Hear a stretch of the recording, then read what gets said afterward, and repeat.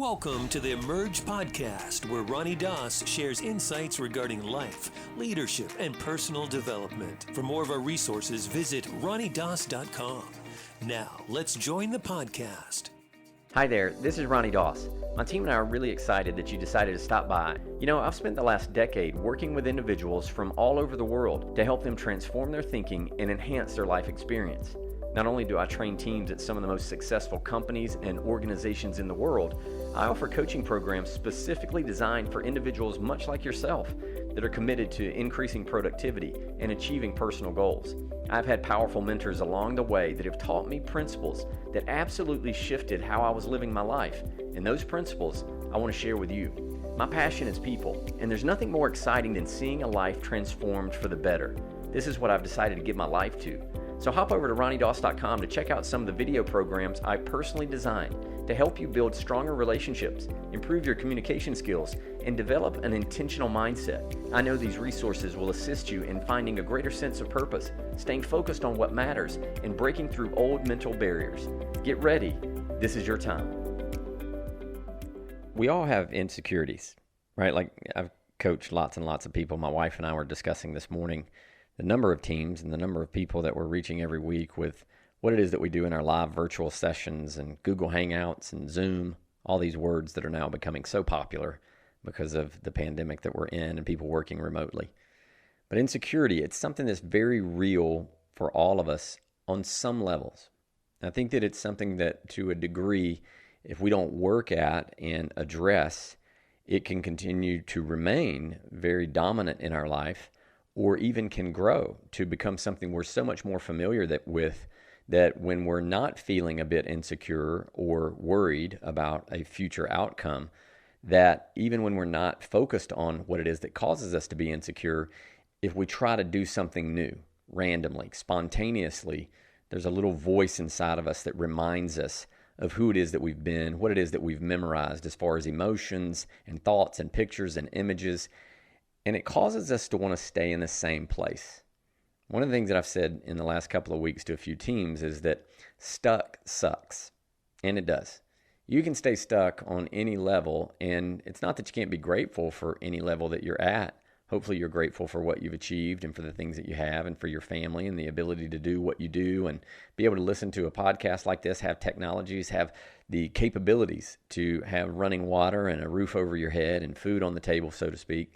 There's a lot of things that we can be grateful for, but I don't think we want to stay stuck, because once we stay stuck for a while, I think we start to take the reflection that we could have upon ourselves, and instead of seeing ourselves in some way that is compelling to want to move forward rapidly and boldly into something new, that reflection becomes something that we start to resent, or there's this regret that starts to seep in. And I believe that it all starts with insecurity. You know, insecurity, I believe, starts with an unresolved pain or a trauma that we felt, like something that we made up. Now, whether that was a real interpretation, whether that's something that actually happened in our life, or whether it's just something that we made up, a scenario, something we dreamed about, we thought that we saw. You know, psychologists talk about this a lot, that so much of our past history that we have memorized is inaccurate, that we interpret the interpretation. So we start to build all these different scenarios in our mind of things that have happened that may not necessarily be true. And then because we recall those things, we pull those things into the present moment. And they can take away our boldness and our courage. They can take away our excitement and passion for the present and for the future that we could create. And it does keep us stuck. And so insecurity really has a lot to do, I believe, with the fear of people's interpretation. Like, I've gone through some trauma and I make up some story about myself and about this thing and what's going to hurt me in the future. And chances are, a majority of the time, I would bet, most of the pains that people feel have to do with other human beings. Something that went on, a relationship that broke down, something that was said, some form of abuse, some sort of trauma, some sort of abandonment. And those insecurities then have to do with other people in our future. And so if I felt a trauma, an abandonment, somebody spoke to me in a way, said something about me, and I associate that pain toward people, then I may have insecurities towards people, or maybe just an insecurity in being vulnerable and authentic toward people. Because sometimes people overcompensate their insecurities and it turns into arrogance. And you meet people that are very arrogant, very sure of themselves. But I think sometimes that may be really deceptive.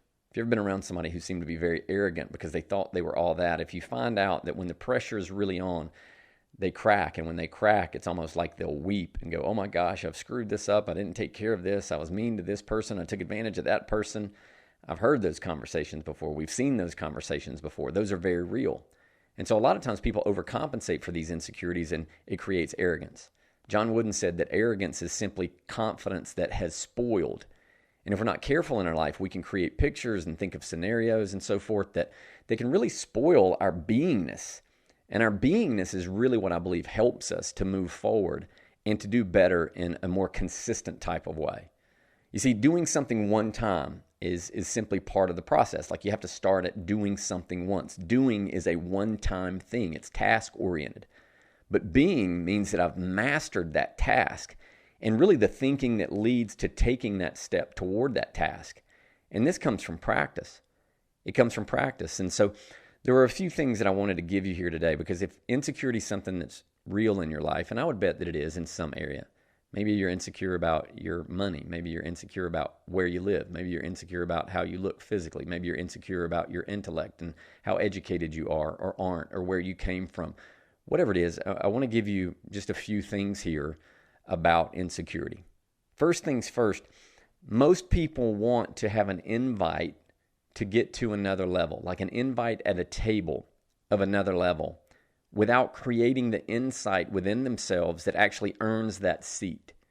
And so insecurity a lot of times keeps us from gaining new insight. Like if I don't believe that I'm worthy of reading books to learn about really high-profile people that have created great success in their life, if I don't think I can ever be that, then that insecurity is going to, in a sense, push away or repel new insight. And so I don't want to learn about people that have really made awesome things happen, because I think they're doing well in some way reflects how I'm not doing well.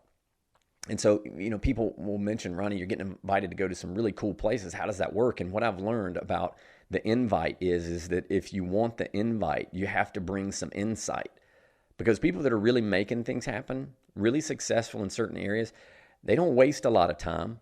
Chances are you don't like to waste a lot of time, but I have found that the more successful we become, the more clear we are that time is the most valuable thing that we have, and we don't want to waste it. So people don't want to spend time with people that aren't bringing some insight.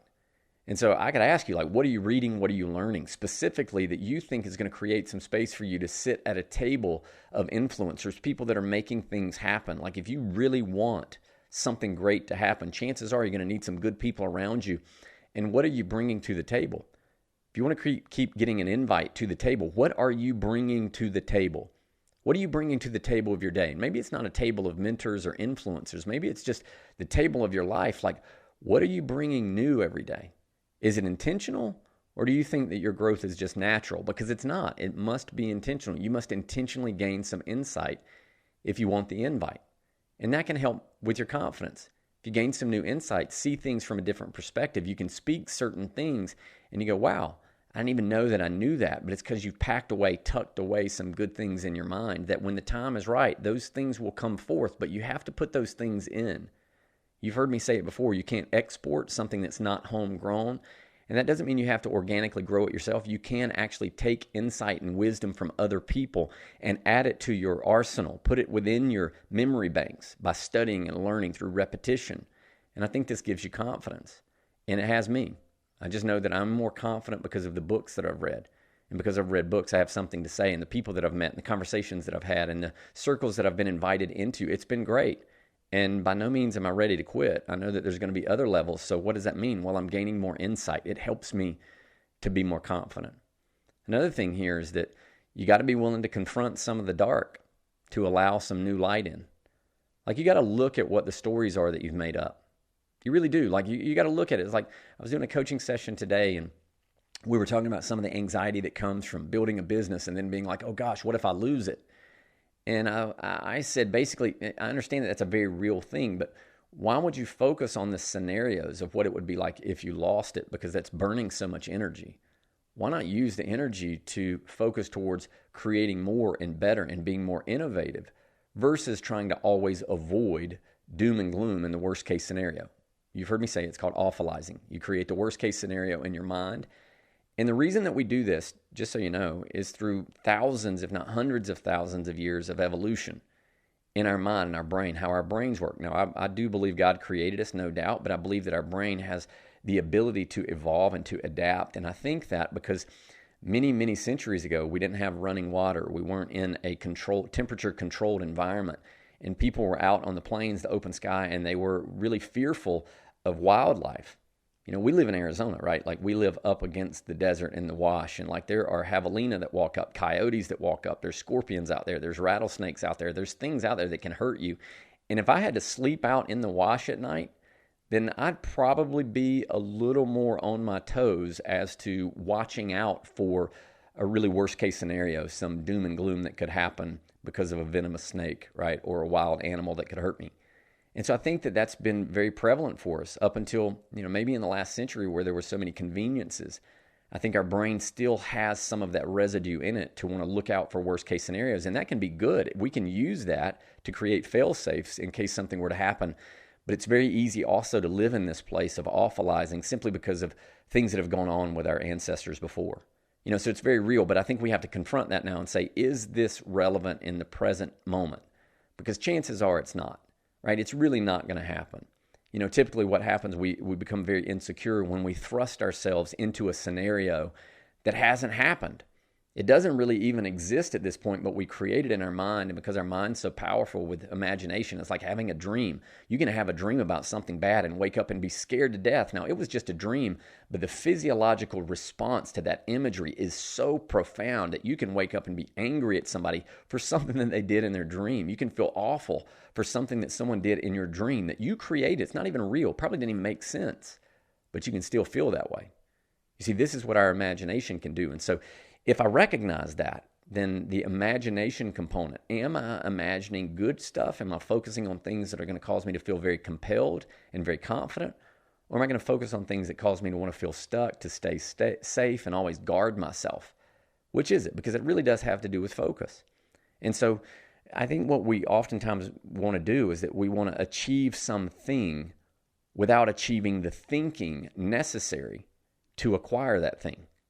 You see, like, we want to achieve it without achieving the thinking. And it all starts with the thinking, right? And so confidence is about what you're thinking about, right? It really is. Empowerment, passion, it's about what you're thinking about. This is why I love living where we live, because you can just drive up the street and you see multi-million-dollar homes with incredible views. That's inspiring to me. I see that, and it causes me to feel more passionate, more fueled, and say, hey, one day I'm creating that. I'm working towards that. I've said it many times. I didn't move out here to live at the bottom of the mountain. Right? I just didn't. That's just how I am. And so what do? I fuel my thinking. I stay inspired by looking at things that can help me to think better. You become like so much of the people that you hang around. And if people are negative, if people have a poverty mindset, if they're thinking scarcity, chances are your energy and your thinking is going to reflect that. How do we know?